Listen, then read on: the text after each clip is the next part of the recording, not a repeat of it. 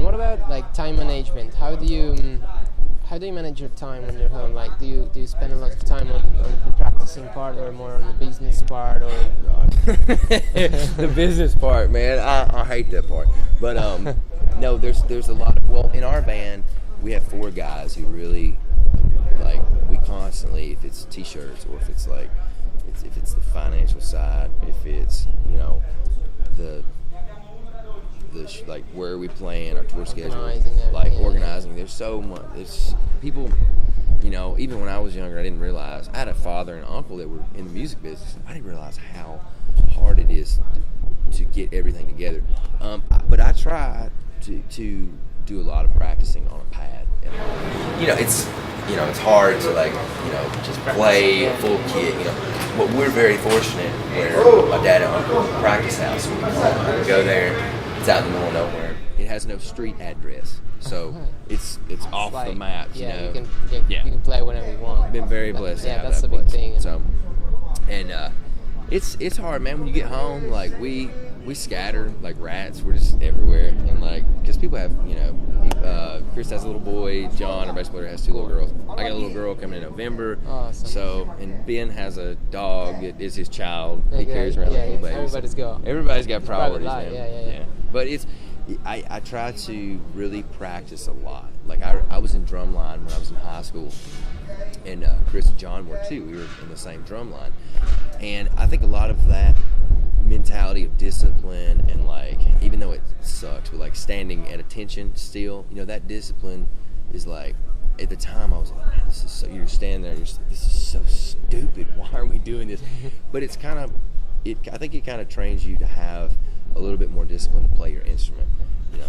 And I tell you what, I actually started teaching drum lessons 2 years ago, and you know, I was working with older guys, I was working with, you know, younger kids, and like, it really helped me get back into doing all those rudiments that we did in high school, you know. Yeah.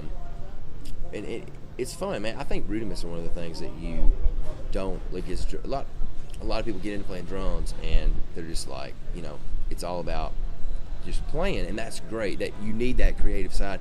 But I think rudiments are one of the things that they bridge the gap of where you're, you know, they're the fundamentals of everything. And like, when you tell like an 8-year-old kid that, they're like, I just want to play drums, I want to bash the cymbals, you know. But like, it is, man, if you think about it, it's like paradiddles allow you to, it's so, like, for me, like, paradiddles and flams are one of the like best ever, you know. And it just allows you to be over here and have an open arm over here. Your mind like processes. It will translate what you have in your mind in your hands. It does, it does. And the random cues and all that. Nerd drum stuff. Exactly.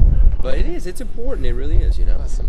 And what about like the fact of having a band and having a solo career, like you were saying, having drum lessons and stuff like that, doing drum lessons as a drummer, like, is that important, or do you only focus on your band and just trying to get a living only with your band? Well, I think we have a very special situation because there's not like one guy who's the focal point of the band. You know, it's 4 guys, and we're very much all equal, you know, and we take responsibility of everything together. We put our heart into this, you know, so it's like, this is the center, you know, this is the nucleus of everything. I don't tour with anybody else, and I don't record, you know, on people's albums at this point. I would do session work. I'd love to, but as far as like starting another band, you know, and stuff, right now, you know, in our lives, and I hope, actually, to be honest with you, I hope we can all 4 just keep, you know, stay healthy and, you know, stay as tight as brothers as we always have been, you know, and keep doing this till, you know, we don't have to ever do anything else. But I think too, though, there's a part of playing with other people and jamming that's so important, you know. Right. I think if you have like 8 different bands, you can't really focus on what the priority is. But I think it's great to jam with other people, other musicians, because you might be doing stuff that's like,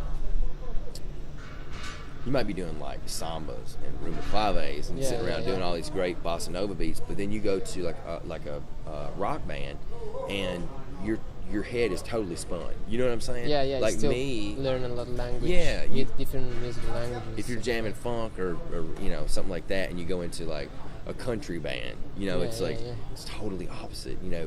And that's cool. I think when you jam with different musicians and you learn things that you have to be open-minded, I think, especially for a drummer too. I think drummers do need to jam with a lot of people, especially bass players. Yeah, really good bass players. True. Like, it's funny though, the people you play with kind of carve who you are out, as a drummer, so it's cool. Awesome.